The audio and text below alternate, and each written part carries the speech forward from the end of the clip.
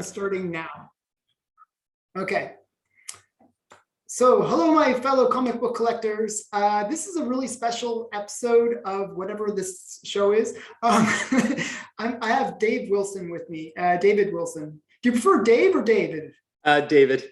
Everybody calls me Dave, but that's like, it's not the end of the world. I have like so many Daves in my life. It's so funny. So I'm so used to calling Daves like Daves instead of Davids. Yeah. So David Wilson. So first thing you do, always offend your guest. Yes.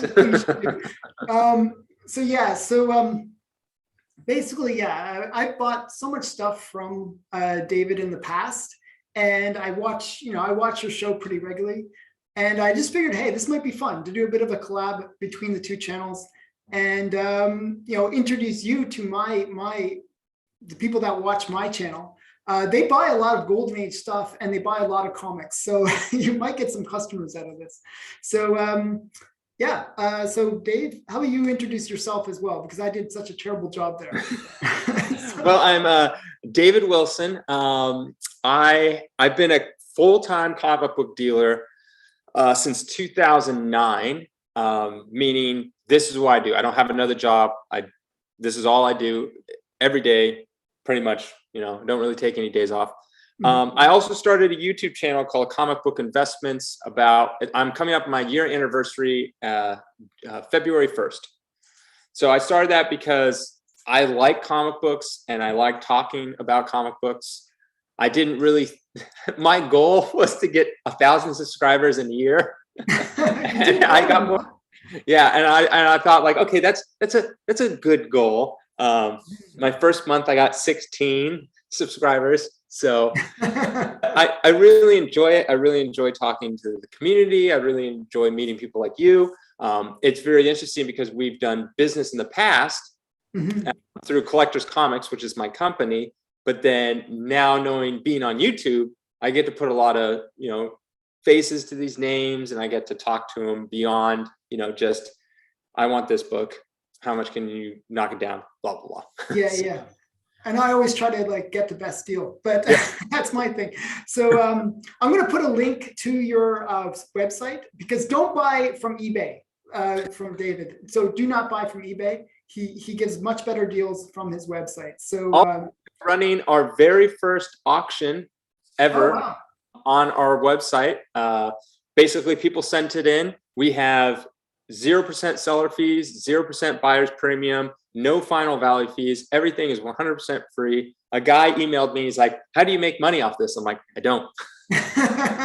So you're letting other people auction on your website? So what for our auctions, what we have right now is people mail us stuff, and then we take pictures and we list it, and then we put it $1, starts at $1, no reserves. We also don't deal with pennies and cents, so everything ends in whole dollars. Okay, that's nice. It's just like, I want it for $10.33, and it's like, no, we're getting rid of that. But yeah, so we're just doing that because we're the new kids on the block, and we want to prove that we're trustworthy to people that never used this before. That we're trying our best. I don't believe in charging people for a service that might not be the best. Right? Like you could go to Heritage and they've ironed out all the kinks. You can go to Comic Link, they've ironed all the kinks. I don't feel comfortable taking people's money as in like a seller's fee for something that is a brand new product. So we're going to run everything free until we feel that in time we can provide something that is worth paying for. So that's where we're at. So it's going to be. Promise me you never do the buyer's premium. No. I always hate that. It drives me crazy. It's like Heritage, seller's fee and buyer's premium. Yeah, it's like so crazy. It's like that always drives me nuts, because like when I first started going on Heritage, I was like, oh man, I'm getting such a great deal. Yep. And then it's like 20% added, and it's like, oh wow. Okay. I don't know if you remember, but many years ago, now if you click on a bid, let's say you bid like $1,000, you'll click that bid and Heritage has a pop-up that says you're bidding $1,000, add in the buyer's premium, which is X, and now your actual bid is whatever it is, right? If it's 20%, $1,200. They used to not do that. They used So there's always a surprise at the end. Yep. It was like what's this fee? Yeah, I remember I bought all this stuff and I was like, oh my gosh, got all these good deals. And then I see the bill and I called them. I'm like, what the hell is this? And they're like, oh, we have buyer's premium. And I'm like, what?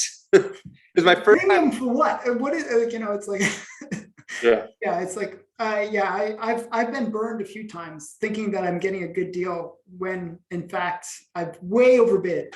Like there's actually been a few funny videos where people are like, oh, why are they buying more expensively than on something you could buy it now for on eBay?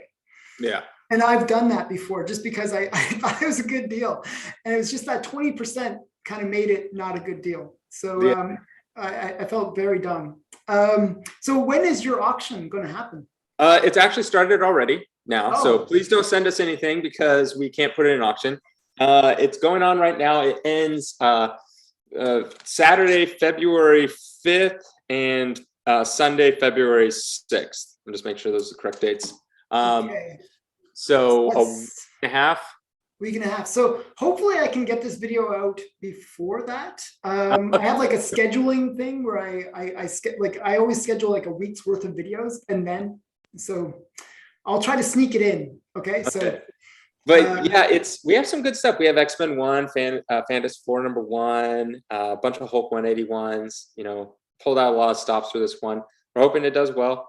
So hopefully X-Men #1 still at $1 and I can pick up a copy. It's $1 by now. So yeah, I'm still waiting for the Action Comics #1 to go up for $1, and then I'll put that bid on it. And I remember this. It was years ago when I was working. I would bid on an Action #1 coverless, and at the time, it's not like it is now. Like when I first started, coverlesses were not that desired. Yeah. Just like people are paying thousands of dollars. I just sold a Captain America page where it only has Captain America on one side, but not the other page. And it's just a page, not the wrap. So just a single front back page. And I sold it for like $1,200 or $1,300. I can't remember, a couple months ago. And I'm like, it's so weird because you get so used to seeing prices at a certain level. Like being a dealer, I'm like, oh, I wouldn't pay more than $100 for that. And then I look up to see how much it's worth. I'm like, $600. When did that happen? Yeah, I know. I actually have like, Amazing Fantasy, 15. Like I was thinking like if I took the pages and just literally cut all the pages out, I could probably sell it for more than it's worth. Like it's pretty insane. I thought about the same thing too, but I didn't do it. That's why I kind of thought about the Action. I was like, because I didn't know how to value a coverless. So because they don't sell that often, and I was like, well, what if I just, how much is each page worth? So it should be worth about this, But yeah, I wish I would have got it. Was a Detective 27 and Action #1, both coverless. I had an opportunity to buy. I can't remember the Action price, but I remember the Detective 27 was like 20,000 or something like that. Was it like with a picture of Batman at least on the page? No, this is a coverless copy. So coverless copy. Oh, okay. Look, oh wow, that'd be awesome. 20-something thousand, and I was like, yeah, I can't do that. And like, what is that worth now? Probably like 100,000. One page is that much now, right? I know. So yeah, actually, I just saw Batman 1, like just a page from Batman 1. It was $3,000 for a page. I feel I kicked myself today because I could have picked up Batman 1 like a 9.0 or 9 like in the 9s, okay? Wow. For $75,000, okay? What year is it? But it was restored, okay? Oh, okay. Okay, so I'm like, oh, restored, kills the value. But if you think about it, only the cover is restored. Yeah. Sometimes the interior could be light. Sometimes they sometimes bleach it or something like that. It didn't have any of that. It was just really the cover restoration. So the point is like, that's actually a pretty good deal. That's good. So, some of these restored comics, I don't get why they are so cheap compared to the unrestored. Do you ever see that? It's interesting because so before I became a comic book dealer, I was born into comics because my dad was a comic book dealer through the 80s and 90s, and he sold his business in, when I was in high school, so the early 2000s. So I grew up around comics pretty much my whole life. I went off and did my own thing, did a bunch of random. I was like a massage therapist for a while, then a medical biller for a doctor for. But when CGC first came out, my dad was towards the end of his first time he had his career in comics, and they would call it the purple label of death, because they still do. If you got that thing, he said he wishes he could go back and buy up all those, because they were going for like a 10th of the price, like just ridiculously cheap. And he's like, now it's like, if you have a Fantasy 15 that, not heavy restoration, but it's light restoration, like small amount of color touch or something, and it's a 3.0, it's only going for like maybe 10, maybe 20% less than the normal 3.0. Yeah, especially in the low grades, there's not much of a price difference. High grades, and you have full on, like, casting and all that stuff. It just kills the book, because it's like not really the book anymore. But if you get something that's like light restoration, it doesn't, it is not as bad as it used to be. Yeah, I actually, I have like a Wonder Woman 1. It's a 7.5. Okay, so it's a high, but it's restored. Okay. How heavy? Well, they trimmed it. That was, so it's like there's no going back. It is restored. So yeah, that one, it's like over 100,000 if it's not restored, right? Yeah. I got it for 18. I probably even overpaid at that. I probably could have gotten even cheaper. Wow. It's one of those things. It's restored, it just kills the price, especially in the high grades. And if someone wants to collect and they just want in their collection, but they can't afford the, unrestored copy, it's a good way to like put it in your collection and have it. And then at least you can always trade it out later down the line. And it's not like it doesn't go up in value, because it goes up in value comparable to the unrestored. Yeah, I think it still went up a bit since I bought it, but yeah, it's one of those things, it's like you get what you get sometimes. It's like, and I've had this, I don't know, 5 to 7 years. I can't remember how long. I have Adventure Comics 40. So first, I think it's a Craig Fossil cover. It's a 9.6. But heavy restoration. Like, so they are probably one little piece of it was the actual book, and then they restored around. it's I don't know. It has leaf casting. It looks like whoever did the job is like, some of these restorers, like professional restorers, it looks like, I don't know how they do it. It looks just like the original book, like when they added their color touch and stuff like that. Well, you might know this more than like a lot of the people that collect nowadays, but I've been collecting since the early 80s. Okay. Do you remember, I don't know, then World's Finest Comics and Collectibles? I don't know if that name rings a bell at all. Is that your father's business? Yeah. Yeah, I only know it through watching your videos. So, but the funny thing is, when back in the day, restoration was a good thing. I remember, like, they would say, oh, they would brag about how much they spent on restoration. Like, they would actually brag about, like, oh, it was expensive, and that was that was seen as a good thing. It's funny how things have changed. So interesting. So my dad, his brother, so my uncle, Matt, I think he would work for my dad, and then he was a really good artist. So he got really good at restoration. So he branched off and made his own. I think it was called Fantasy Masterpieces Restoration or something like that. I can't, something along the lines of that. And that was his business, is he'd restore books. And what happened was, when CGC came out, that killed the restoration market. It died. Didn't want it anymore. And so what ended up happening was he was getting books in to get unrestored. And then his business just collapsed because no one wanted restoration anymore. No one and his business was like, he ended up moving on. Like, he couldn't do the business anymore since CGC. Have you sent books off to get unrestored? I guess, like, I don't know what the term is. Restoration removed. I have never sent a book off to get unrestored.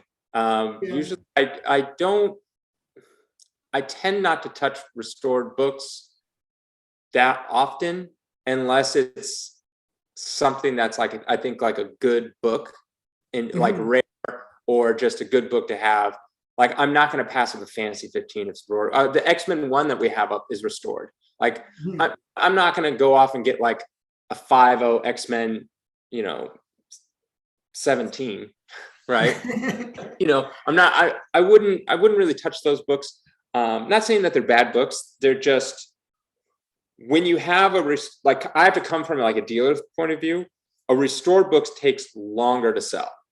Well, So the thing is, there's no real value. Like people don't know how much it's really worth is the problem. Whereas everything else, there's very set values. yes, And people can say, oh, okay, it's sold for this in the past, sold for, it's worth this much. it's so huge, the range. Like, you Mhm. could have, so I usually, if I'm getting restored, I stick to bigger books that happen to be restored, like the X-Men one or something like that. Yeah, yeah. Because if you have, even if you got like an X-Men 2 and you got light restoration and a 9.4, that book's gonna sit for like 8 years. And it's, trying to get the good, a good price, unless you got it at like a just ridiculously cheap price, is just gonna sit so long. And that's, so it's good to look at, but if you're trying to sell it, it just sits longer. Mhm. So that's the downside. Yeah.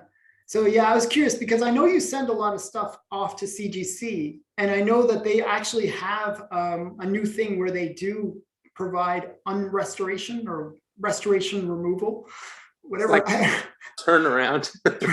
But their turnaround is like 10 years, right? Your grandchildren can pick up the books from CGC. So how have you found it? Like in terms of like because as a dealer, don't you have to send a lot of stuff off to CGC or? We send, what are we at? We're at 300 books a month is what we send currently. Wow. Wow. So we send a lot. I've talked to other dealers and they send, more, if not the same. But the way I look at, the way I look at dealers, some people get mad at dealers. I'm like, if you didn't have dealers, you wouldn't have, I'm basically a book finder. And then I let you know that I have it. If every person that was on the internet was just collectors, they wouldn't list their stuff for sale unless they wanted to get rid of it. Yeah. And on top of that, then you're dealing with collector versus collector, which is very hard to make some kind of agreement compared to dealers like this. The price I want, all you have to do is give me that dollar amount. Yeah. Yeah. So and dealers are the ones that have all like the rare and harder to find stuff. If you want an Action One, it's like you'd have to go through a dealer to get one, or you'd have to go through like Comic Link or Comic Connect, which are basically just dealers as well, because they go out and find those books to put in their auction. So do you go out and find collections or buy collections? Mm-hmm.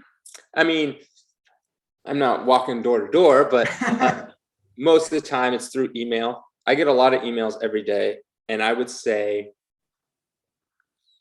maybe 10% work out. Yeah. That sounds about fair. Yeah, it's a very low number. I mean, I couldn't tell you the exact percentage, but it's a very low number of people like, hey, I have this. A lot of people want to trade, and the hard thing is with trading is I'm like, I'm a dealer. I have to do this for a living. So I can't pay dollar for dollar, because then that didn't help me. You won't make any money. Yeah. You won't make any money. And then they're like, they don't understand. I'm like, well, if you wanted to buy my book that I have and you had your books, you would have to sell them.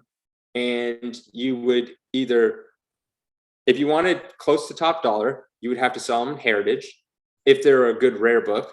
And it would take 20% buyer's premium and anywhere from 5 to 15% seller's premium, seller's fee. So you're losing almost 35% right there off the top. And they're just going to put in an auction. So you got to hope for the best. Yeah. And if you want a top dollar, your best bet is then to put it on eBay, wait a year or two so someone comes along, gives you top dollar, and then you're losing 13 to 15%. So I'm like, you have to factor all, and it's your time. So it's like, that's why I have to make money. Yeah. Well, I mean, it's a business. I mean, you do have to like, you have to live. You have to eat once in a while. That's what I always say. Exactly. So yeah. So yeah. How I mean, how have you found YouTube has changed your business? Do you feel like it's really helped your business, or is it kind of? It's definitely helped my business, I would say. I've connected like with people like you. I've connected with a lot of people that I would normally never connect with. I've gotten collections through YouTube, like people like, I love your channel. I have this collection. I want to, see what you can do. I mean, it may not work out because I offer them what I can offer them, and go from there. But I would say it's definitely a positive. It's also, it brings people to my website, and every time every Wednesday I do like new stuff I got in from CGC. Yep. Nice. And that, some people come along and buy some books. It's straight up like that, which helps because when they buy straight up like that, I don't have to pay eBay fees because they're on my website. So, I mean, eBay is still majority of where you're selling. Yeah, it just has so many people. So that's where we're trying to build up our website. And one day would be the dream is to not use eBay. Well, yeah, I mean, if you don't have to pay those premiums, then it saves. That's huge money. That's like 13% savings right there. eBay, they're always changing the rules and the laws, which really, and I think eBay they're not a comic website. We are an Amazon kind of website, and they'll pass rules where that doesn't make sense for comics, right? You can give me an example. Like if you got a book in and you disagreed with the grade, that's fine. But if you get a book in that's CGC, you can just return it. And they'll say like, I didn't like it. And it's just like, what do you mean? Here I have right here, a Captain America 205, right? Okay. It's 85, has white pages, everything you need to know is on it. I could sell it, and then they can simply, I didn't like it. They can push that button, I don't like it, or not as described, or whatever, and you're forced to return it. You're forced, which is like, we do offer returns, and that's not the end of the world. But it's just that there's a lot of things like that just don't really make much sense in terms of comics, right? Yeah. It makes sense if you are like Amazon. But when people, if you're buying a sweater, it makes sense, but not a comic book. Yeah, it's like, how do you accidentally buy a Captain America 205 and realize you don't like it? It doesn't match the decor. It's like, I'm sorry. Those are like, it's just little things like that. It's it's not geared for comics. They're constantly changing like the categories and how you're listing things, and that's just, it's like, what? And the reason why they do that is they're trying to get you to pay to push your stuff to the top for you ever see, this is sponsored. Yeah. They want you to pay. Yeah, they want you to pay. That's where they're getting their money. And so they do little things to benefit them in terms, not benefit the comic world, because they only care about the dollars in their big company. Hold on one second. I have to let my dog out. Go on. Actually, and then 5 seconds you want back in. Yeah, that was interesting. I noticed you have 2 dogs. I do. I saw like one sort of casually walking in the background, and then he's sleeping. He's the big white thing right over there. Yeah. He's just sleeping. Cool. The other one wanted out. I have like a really small dog. It's for the kids. It just like is like it's a toy. It doesn't do much. Yeah. So one of the things, okay, so personally, I'm a collector. I don't sell things. I don't I don't do that kind of thing. But one of the reasons why I don't sell is I actually had some pretty great stuff that I have sold in the past. I had like a complete run of Sandman. And it's like a story. A Golden Age Sandman or a modern Sandman. Okay. And they were all mint. Like they would be all 9/8 candidates. Okay. And I sold it for like I think it was like $300 or something like that, because my wife was like, oh, comics are for, nobody likes comics. Like, and she just forced me to like sell my comics. So I sold all my really great comics. I sold like so many things, like Amazing Spider-Man 300. Like I sold it for like $20 or $50 or something. It was like, all this stuff like I had, and I regret it, obviously. And I could never do that. So as a collector, as a dealer, how do you kind of like balance the two? How do you have something that you collect and you would never give up? So I have, I was a collector before I started this business. I had Hulk and Turtles were my favorite. I had a complete run of Turtles. And so the way I got my comics was I would work for my dad, and instead of getting money, I would get comics. So, and him being a comic book dealer, it was easily defined. Yeah. I had a near complete Hulk run. I had 102 up to, I think at the time, I don't remember what it was, around 400 was like my last issue. Oh, nice. I got. So 102 all the way up to 400. I had Tales to Astonish, 59 all the way up to 101, because those were all the Hulk issues. Mm-hmm. Then I had 2 Hulk 181s. I had a couple, I want to say I had issue Hulk 3 through 6. I didn't have a 1, I didn't have a 2, I may or may not had a 3, but a couple older ones. And then I had like a Spider-Man 6. I had a bunch of random stuff. Mm-hmm. And when I started the business, I needed money, so I sold everything. Yeah. Sold everything. And I remember the hardest one I worked for was the Hulk 181, and it was CGC, a 9.6. I had to sell that to get a car. And so I remember that, but I had a backup one. So I was fine. But I remember selling that Hulk 181, and that was probably one of the more expensive ones, I'm thinking. I can't remember off the top of my head. Mm-hmm. But I remember working hard for that one, and seeing it leave was very sad. But then with the first month of doing business, I had 2 Hulk 181s. So that's not too bad. Like I remember it was very sad to see it go. And then I remember getting one in a collection, and I was like, oh, wow, it's basically I have another one. And then I got another one, and I'm like, I have 2 technically, and so that it just, something clicked in my head where it's just like, oh, like I get these books all the time. There's nothing I really hold. There's a few, we do hold stuff back. I'm a big Turtles fan, so we have some one-of-a-kind Turtle stuff that it's like, when it's one of a kind, mm-hmm. that's the hardest stuff to get rid of. Like there is a Chris Blanchio Ghost Rider 299 cover that he did, and I love the cover. I bought it. It was hanging on my wall. We had it for sale for like 3 years. Someone finally came and bought it, and it was very sad to see it go, because I'm like, I can't get that back. Yeah, that's it. I can get a Spider-Man 300 back, mm-hmm. Whatever it is, I can get those back. I can't get the exact one I had, obviously, mm-hmm. but I can get them back. So it's just like something switched in me. And so now when I sell these books, I like them. I like looking at them, but I know I'll get it again. Okay, so you see your comic collection is very transitory. Like, it's mm-hmm. maybe here today, gone tomorrow, but it'll be back. And it'll be back again. Like I've in my career doing this, we've probably had.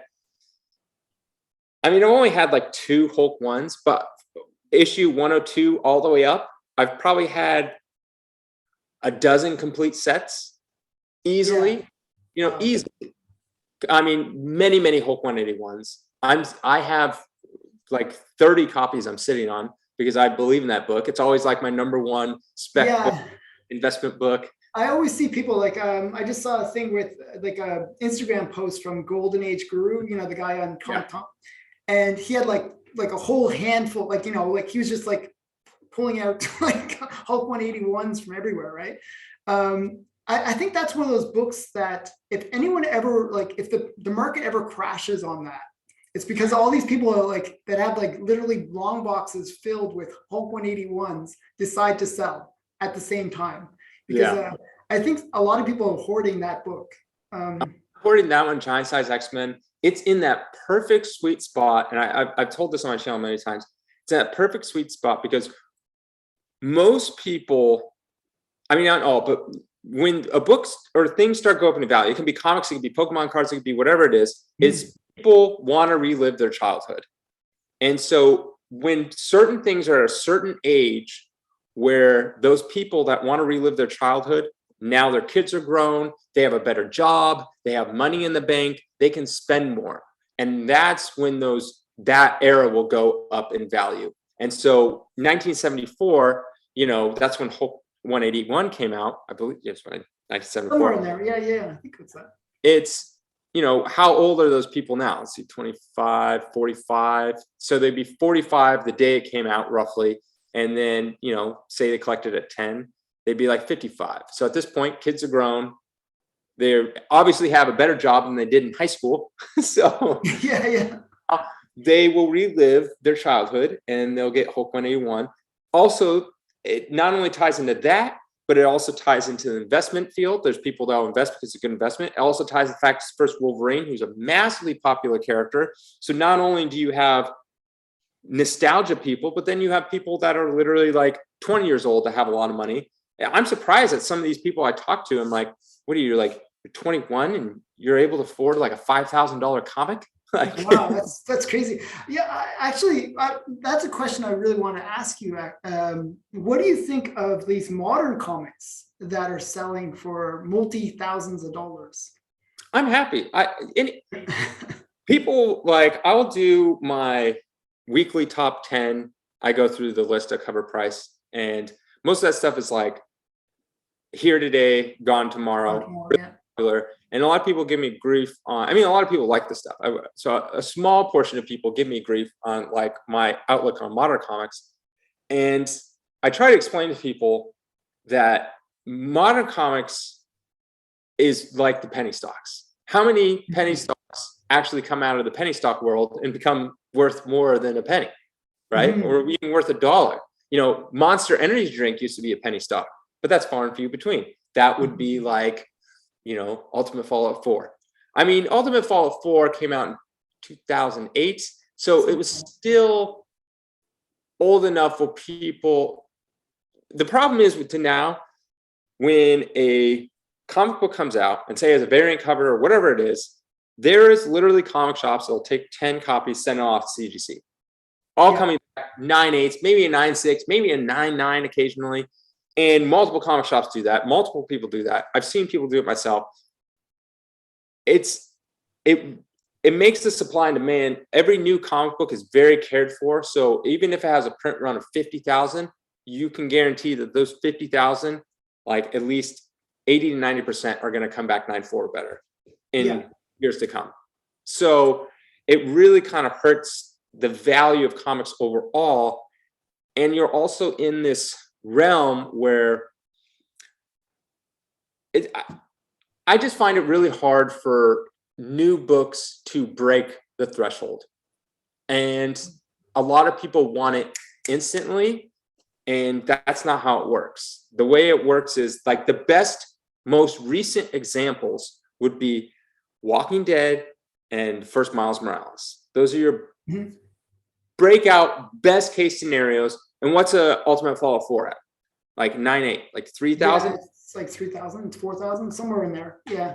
Walking Dead #1. Walking Dead #1. I think that was 2 to 3,000, something like that. Yeah, for a 9.8. Yeah. Those are your best recent cases. Like, yeah, you can have some obscure variant that really catches some steam and people are willing to pay for it. But you also have to understand is like, who are these people collecting? Okay, well, if it's new comics, it's usually new comic collectors, new people. Well, do these new people even have money? The old people have money to spend on a fancy. It's as a track record, right? There's no way on God's green earth a fantasy 15 and a 5.0 is going to sell for $15,000, right? If it goes below just a little bit, someone's buying up. Dealers are buying it up, they'll weather the storm. But they're not going to pick up, these newer books if it drops by 50%. Yeah, well, what I've noticed is that the market will just tank. you can actually, I think actually it was on your channel where you were talking about a comic, Gun 6 or something like that. Sixth Gun. Sixth Gun. So I actually picked it up after watching your video. I actually picked up that comic. Any good? I haven't even read it.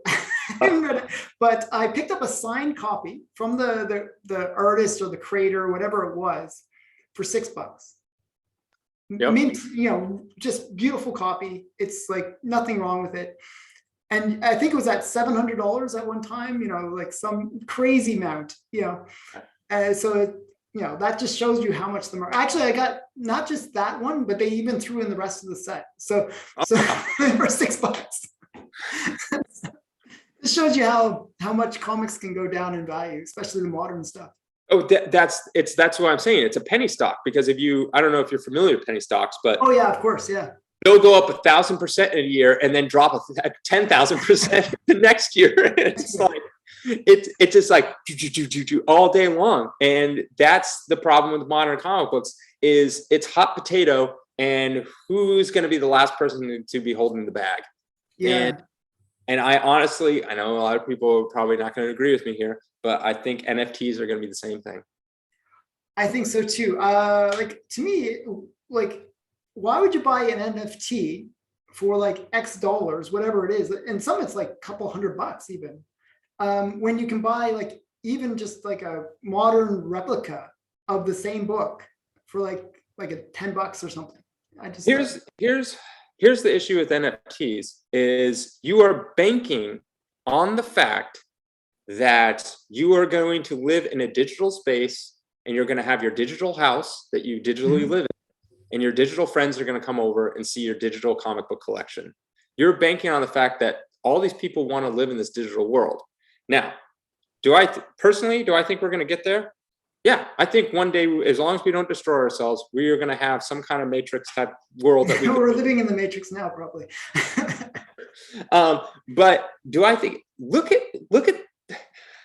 the closest thing we have is the metaverse from Facebook. Did you see what it's like floating around playing cards with some, like, who wants that? That would be like, put on my goggles and like, here, let's play some cards, look around at like my cool little house. Oh, that's cool for an hour. All right, let me go back in the real world and play an actual real game.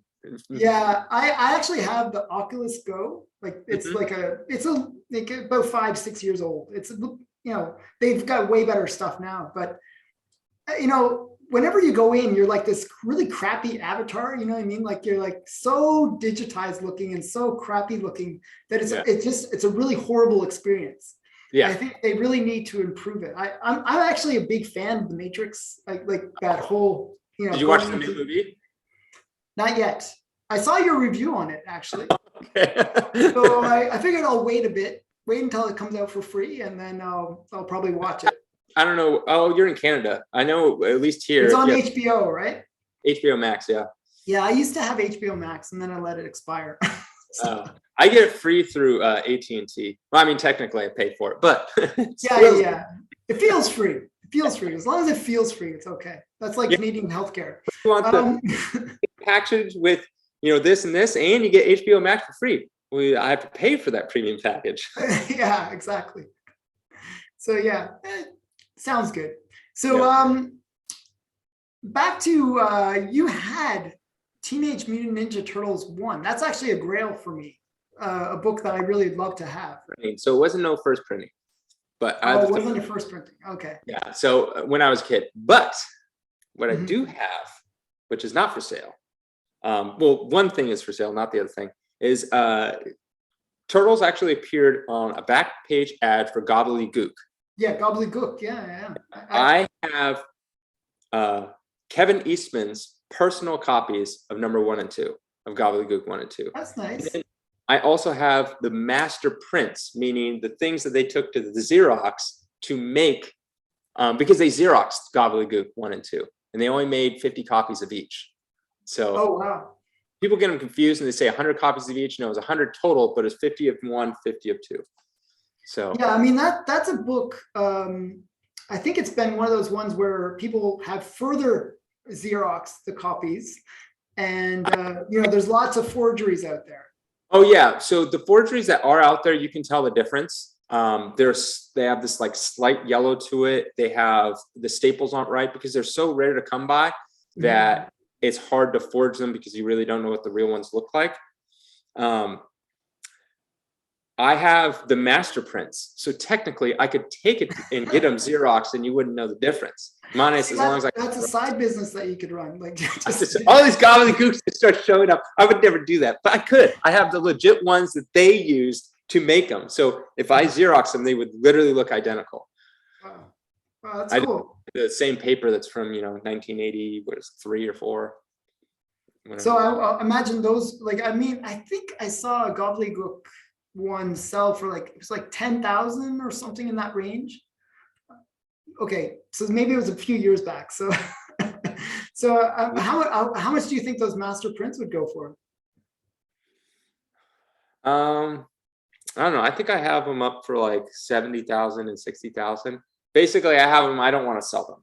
Yeah. So when I don't want to sell something, I just put it at a high some crazy price. Yeah. And somebody, you never know. Somebody might come in. Like, I remember seeing like what was it? It was Teenage Mutant Ninja Turtles 1, and it had like Eastman's and Laird's like drawings all over it, and that sold for like a couple 100,000, wasn't it? You're talking the one that just recently sold? Yeah, it was like a year or so ago. Oh, there's one that just sold in Comic Connect or Comic Link. I can't remember which one, and it had a bunch of art on it, and it was 9.8, and it sold for like 250,000. Yeah. Maybe that's the one. Yeah, that was last year though. Oh, you mean last year as in last year? Yeah. Sorry. I mean, yeah, it was last year, but it was like sorry. That's the old joke where like, it becomes January 1st and you say, oh, I haven't seen you for a year, like, it's December 31st. I'll see you next year.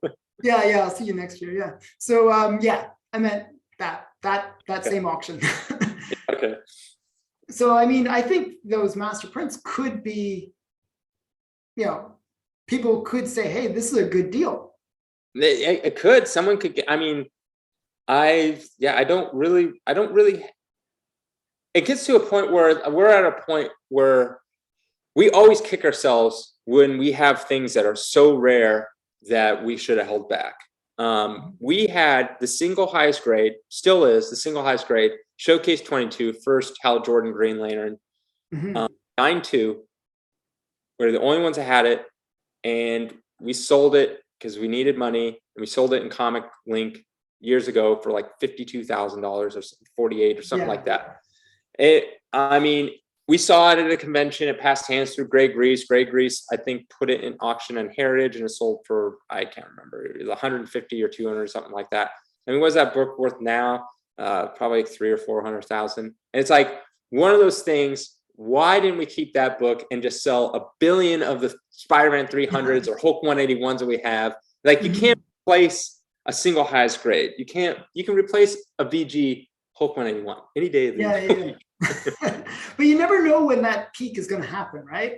Yeah. I think the peak already happened, and we're kind of in a bit of a lull right now. I think in terms of the market, I think the market was sort of last year, maybe June, July was kind of like where it stopped, like where we hit the peak of pretty much everything being hot, and there was a bit of a correction since. So I agree with part of that. During the boom times, that's why I call it, I have no better name for it than the boom times. Boom, which was, it started with like nostalgia stuff like the Turtles in December, January. And then that was more in 2020, I would say. Yeah, 2020. Yeah. And then it translated to everything in like spring, early summer that had to do with people getting stimulus checks, making all this money through Bitcoin, making all this money through the stocks. Everything was booming. Like there wasn't anything that wasn't pretty much booming. And, you saw a crazy price for Pokemon cards, video games, everything. That then pretty much right around end of summer, everything just tanked. And certain things didn't. Super rare things like, Action Number 1 was still hot as could be, things like, but like run of the mill stuff like Hulk 181s, Spider-Man 300s, all that stuff tanked. But there are still some that never really tanked and continued going up, like Moon Knight #1, 1980. It never took a dip. I looked at it the other day, and when I did my top 10 yesterday, and I'm like, it never dipped. It literally just went up, and the curve slowed, but it was still going up. So their books are still going up. I found that a lot of books have reached their bottom, or their bottom for now. I don't know. You can't control the world and what's going to happen. Oh, we get another pandemic, or happen. Massive recession. Find out that everyone in the government is a crook, which they are, but they've done a bunch of bad stuff, and everything's collapsing. And all the, that had nothing to do with the people. It had to do with the banks screwing everyone over. Yeah. It was more of a government/bank problem. So you don't know what's going to happen, but as far as like, if things are normal and no big external things happen, I feel like comics have in general reached their bottom. Specific books, different story, right? Yeah. Like I've seen Golden Age, like, I'm a big Golden Age collector, and I've seen them actually not have that kind of dip yet. Like, I think that they've been pretty steady. So you remember then about a year before the big boom, so we're talking early 2020, maybe even 2019, that what really got a huge boom was Golden Age horror, LB Code horror. Yeah, LB Cole, Schomburg, all those guys. That stuff got like massive, just like triple price. It's like all of a sudden it like tripled in value. So there was that weird period, like before the big boom, there was just, it was weird. Like LB Cole's just flying off the shelf, going for like ridiculous prices. And I like it. The funny thing is, comic collectors are, for the most part, idiots. Like, just they know a few covers, but there's so many LB Cole covers. Like, he did like so many romance and like these kind of like stuff.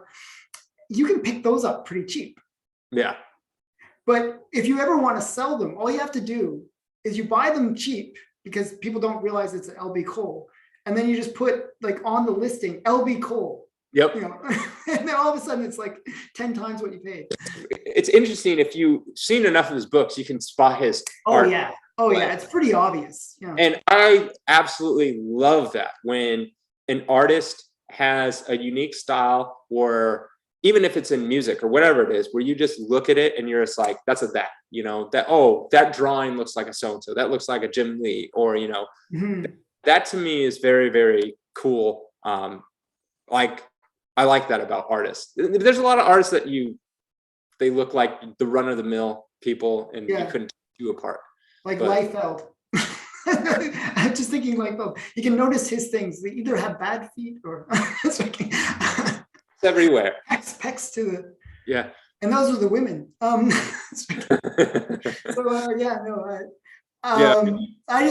was a big collector in the 90s.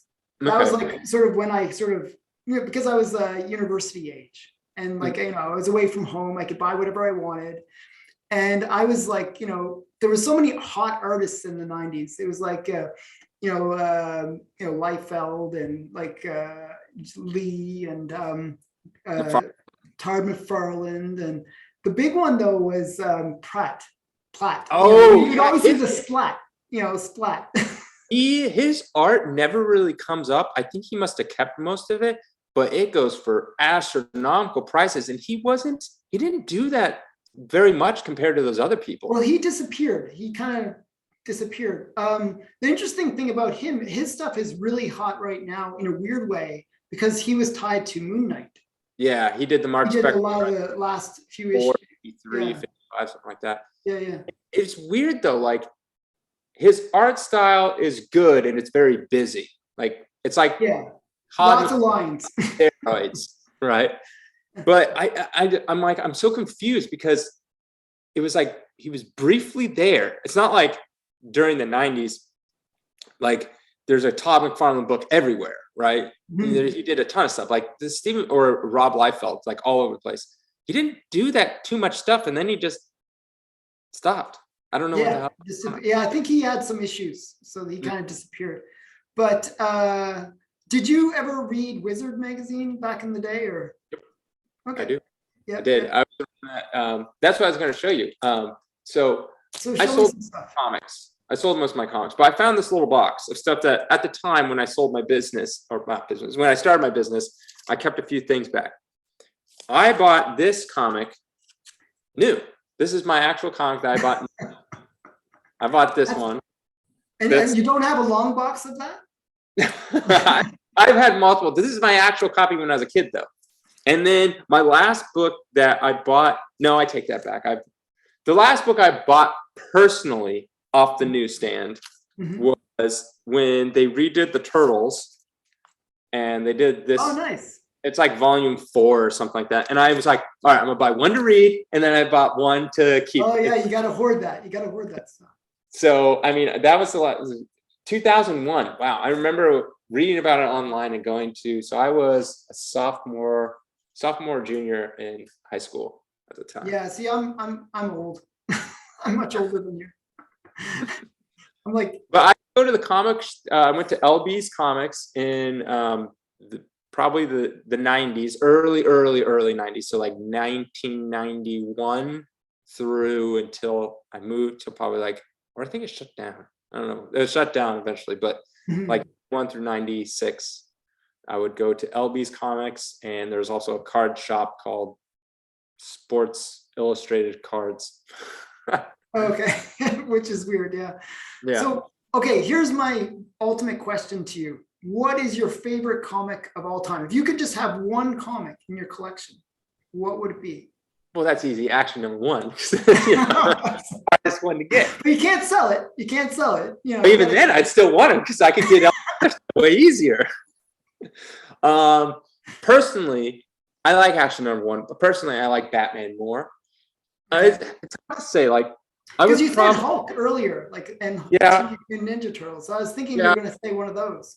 Well, and you're wearing a Green Lantern shirt. It's like total contradictions. But okay. I would probably say, like, if money wasn't a factor, let's say I was a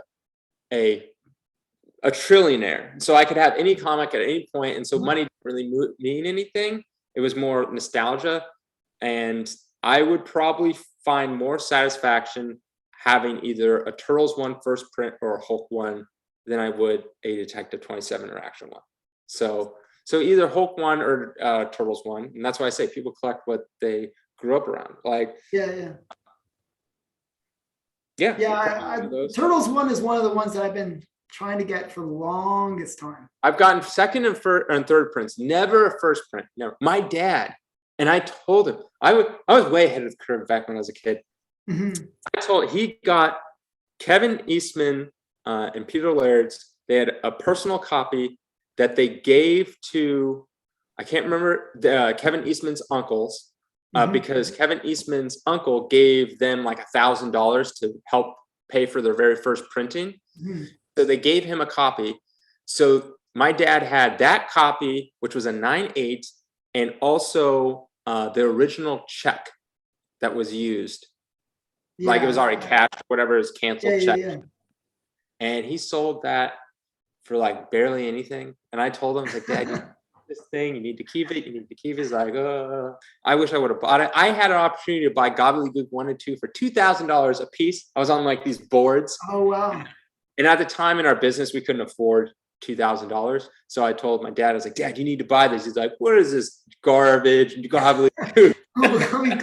What, you know, it's such a dumb name. And the guy went and sold it on Heritage, and that was like the first sale ever on Heritage of that book, and it sold for like 10 grand. And then I went back to the guy, and I showed my dad. I was like, Dad, you could have got it for 2. And I went back to the guy's like, no, those are my copies. I sold them. And I was like, yeah, it happens. You kick yourself when you miss out on these little deals. Yeah, I've missed out on so many deals. What would be? You have all the money in the world, but what book would you want?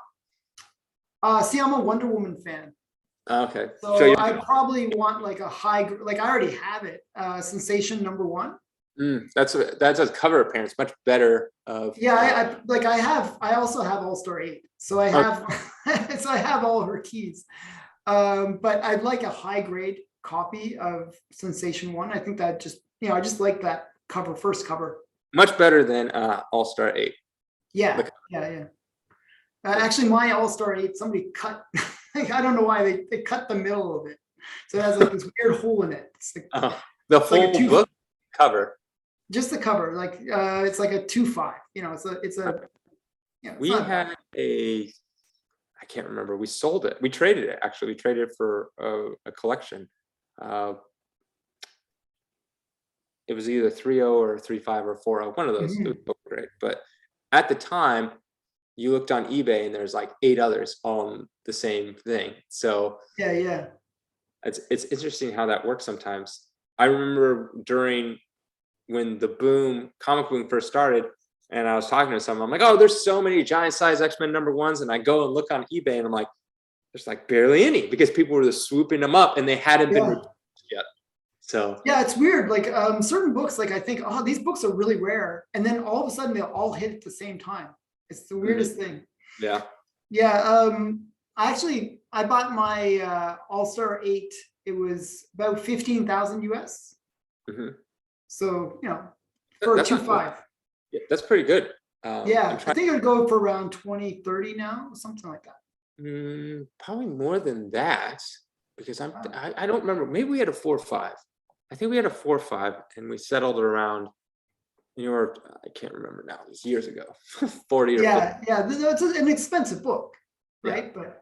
But yeah, I'm a key collector. I always go for all the big keys. Yeah. Well, that's if I ever rebuilt my collection, I would start with Hulk 1, obviously. Yeah, I have that. One, you have it? Yeah, it's in a 2.0. It's like hey, it's still a good book to have. They're pretty rare. And then I would start with the big ones and work your way down, because I feel like if I got a bunch of stuff and they weren't like the keys, then it's like you don't have to get. So it makes it easier. Yeah, actually, I that's how I collect. I always collect the keys first, and then go for the peripheral, the easy one. Here's the thing: comics get more expensive over time. They always do. So if you start with the biggest first, by the time that you get to the cheaper stuff, your #1 or whatever will be more expensive. If you start with all the cheaper stuff first, and by the time you hit to #1, the cheaper stuff won't go up in value very much, maybe 10%, 20% difference. But that #1 could have tripled. Yeah, no, it's like that's my fear. There is that fear of FOMO, right? So yeah. So I would definitely go with more expensive first. And it's crazy out there. Like, some of these keys are so expensive, they're just unattainable for certain people. Yeah, well, I just sell like my body parts and stuff. That's how I get my comics. So one of my children, send them off to work. I was joking. So do what we have to do. So to wrap up, by the way, we've been talking for an hour. And I don't want to take up all your time, but and I hope we can do this again in the future. Sure. I mean, love talking comics. Yeah, me too. So anything you want to say? Like, this is your chance to pitch my audience. Any auctions coming up? Say all the stuff you have to say. Okay. Just check out my website, collectorscomics.com. It will be linked below. So I have a YouTube channel, Comic Book Investments. Wow. I mean, we have an auction going on February 5th and 6th is when it ends. And we'll do another one after this one, hopefully in late spring, sometime like April, May, we'll do another one. And so we're going to try to do these regularly. So, yeah. Okay. So, and I'll tell people to reach out to you through your YouTube channel or through your website. And I bought from you in the past. And books. That's what I was about to say. I didn't show, like, okay, well, here, I'm going to show a couple of the books. This is one of the books I bought from you, Little Dot. Like, this one was First Richie Rich. First Richie Rich. So that's pretty awesome. The thing about that book is there hasn't been a single sale of that book in like 3 years. I know, it's one that's actually, weird thing is when I bought this from you, for some reason, a whole bunch came up on eBay. Oh, did it? Yeah. So there was like 4 of them on eBay at the time. And actually I got kind of the better deal with you. So I was like, I didn't want to say anything, but So, it was kind of weird. I find that that's what happens. Like, it's a really rare book. It's like, you don't see it. It's one of those ones you don't see often. On the the sales data on the GPA, and there's like, I'm like, God, there hasn't been one in like 3 years on any grade. Yeah, no, it's really rare. And most people don't realize what it is and the significance of it. They always go for Richie Rich #1. Yeah. Which is a book I see more often, but Little Dot's pretty rare. Another one that I bought from you, I'll show it, is Sensation Comics #68, which is the first Huntress. This is great. That's what it is. Yeah. This is a great book. I got this because of Suicide Squad. Not Suicide Squad, but Quinn 2 or whatever. Harley Quinn 2, which was terrible. But that's not the same Huntress. It's a different Huntress. But this I know. I like to get the original Golden Age. I also got the modern one as well, but I like the Golden Age better. DC Superstar 17. Yeah, that's right. Yeah. And then I got this from you. Old horror books. This is the last in the series and I always like skull covers. Gotta get that skull for any pre-code horror. And I got this from you, Wonder Woman 9. Actually, this is one of those ones where maybe it's the spine. Like, I always like these low grades when it's spine splitting. It doesn't look like a low grade. It just, could be a spine split or whatever, but you can't tell. So it looks like, it looks like a 9. It looks really awesome. So yeah, that was a pretty great one. So and I thought working with you was pretty easy. You're a little slow on the email. I have to complain about that, but other than that, you're pretty good. You're a good dealer to work with. So I usually I try only to check my emails once or twice a day, and sometimes I will forget it because it's like, sometimes you ever go to your email and you look at it and you're like, oh, you have so many to go through. It's like, I don't want to deal with this now. Yeah. Well, I'm one of those people.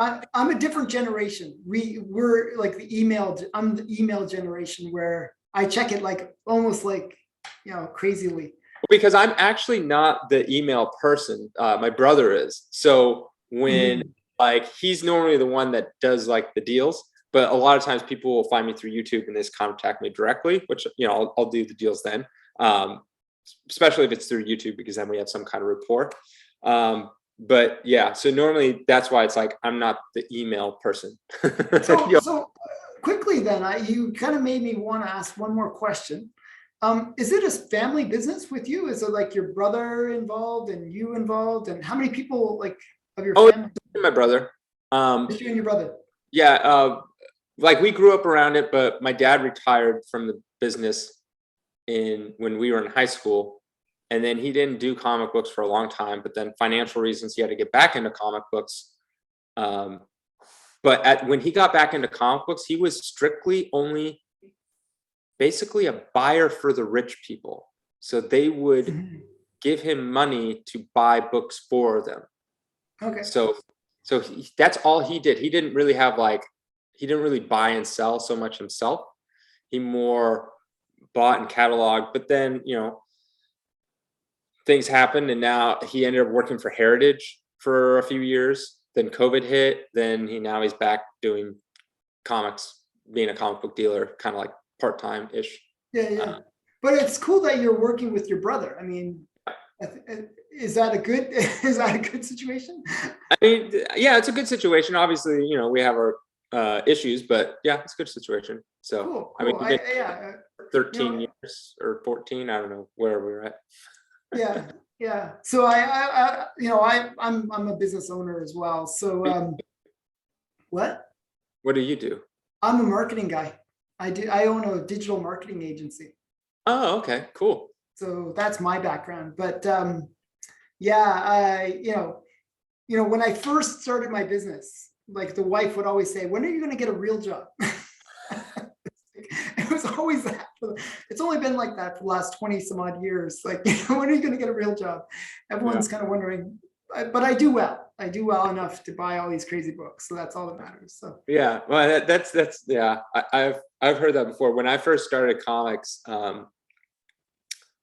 because comics, when I first started with comics, were still in that era of kids toys to the average person, Yeah. like there wasn't these big numbers like there are now.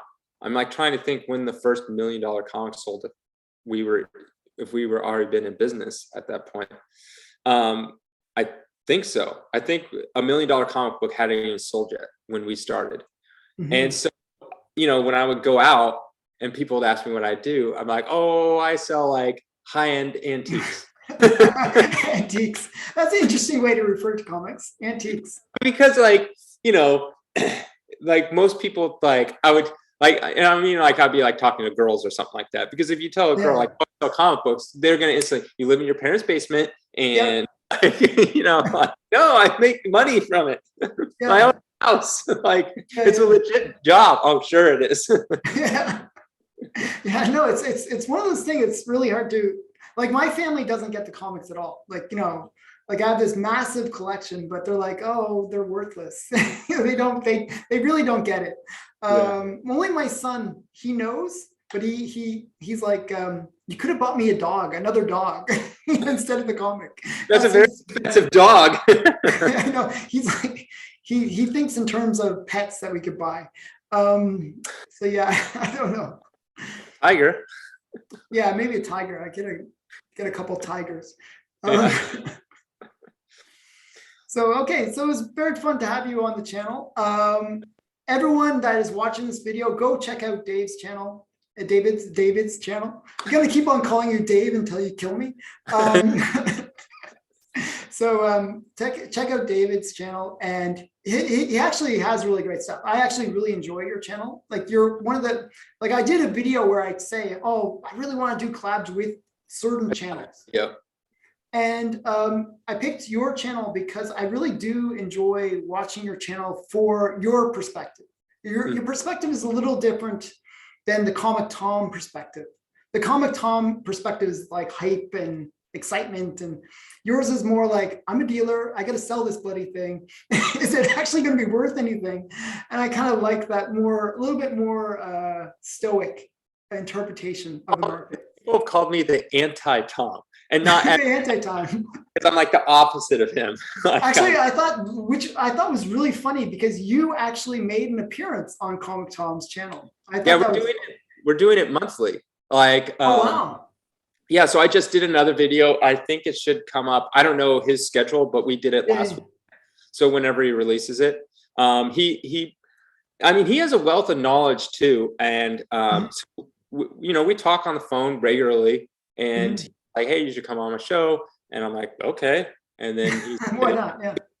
And then, so we did another one. We'll try to do it monthly. And yeah, it's fun. I mean, that's one of the aspects that did not expect going into YouTube, is like meeting cool people. Yeah. Because I grew up in an era where comic books were, you're a nerd and a joke. And like, I went to school. You don't tell people about your comic collection because you'd be so embarrassed, right? Like I would play Magic the Gathering with like friends. Kids would constantly make fun of me. I had like barely any friends in like school and things like that, because back then being a nerd was negative. Now it's cool and sexy. yeah, I know it's really changed. Yeah, I remember playing Dungeons and Dragons, so same kind of level. Actually, it was so funny. I just, weird aside about Dungeons and Dragons. Like I have all the original books. You know, like the first editions of like, you know, Dungeons and Dragons books. I was like looking on eBay, and like there was one that was selling for like $2,000. I was like, what the heck? I thought it was really weird.